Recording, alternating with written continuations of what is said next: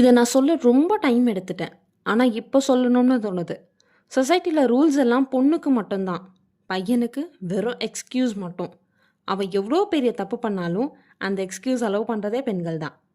இன்றைக்கி இதை பற்றி கொஞ்சம் பேசுவோமா? ஹாய் ஃப்ரெண்ட்ஸ், நான் உங்களில் ஒருத்தி. ஒரு பொண்ணு விளக்கேற்றினா தான் விளக்கெரியும். ஆனால் கோவிலில் ஐயர் ஏற்றினா மட்டும் எப்படி விளக்கெரியுது?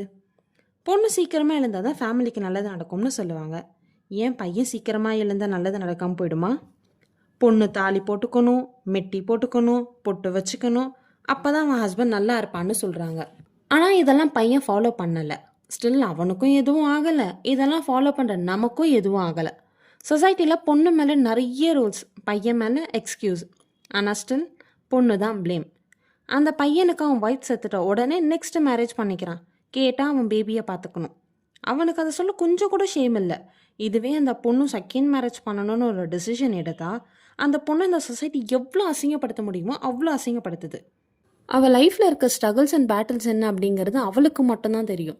அவளுக்கு வர எல்லா ப்ராப்ளமே அவள் தனியாக தான் ஃபேஸ் பண்ணுறா. அவள் லைஃப்பை அவள் தனியாக தான் சர்வே பண்ணுறா. ஒரு பொண்ணு எது செய்யணும் அப்படிங்கிறது இந்த சொசைட்டி தான் முடிவு பண்ணணும்ல. ஃப்ரீடம் அப்படிங்கிறது மற்றவங்க நமக்கு தரதில்லை. எக்ஸாக்டாக சொல்லணும்னா நீங்கள் எங்களுக்கு தரதில்லை, அது எங்ககிட்ட தான் இருக்குது. இதை பற்றி பேசினா என்ன ஃபெமினிசம் பேசுகிறியான்னு கேட்பாங்க.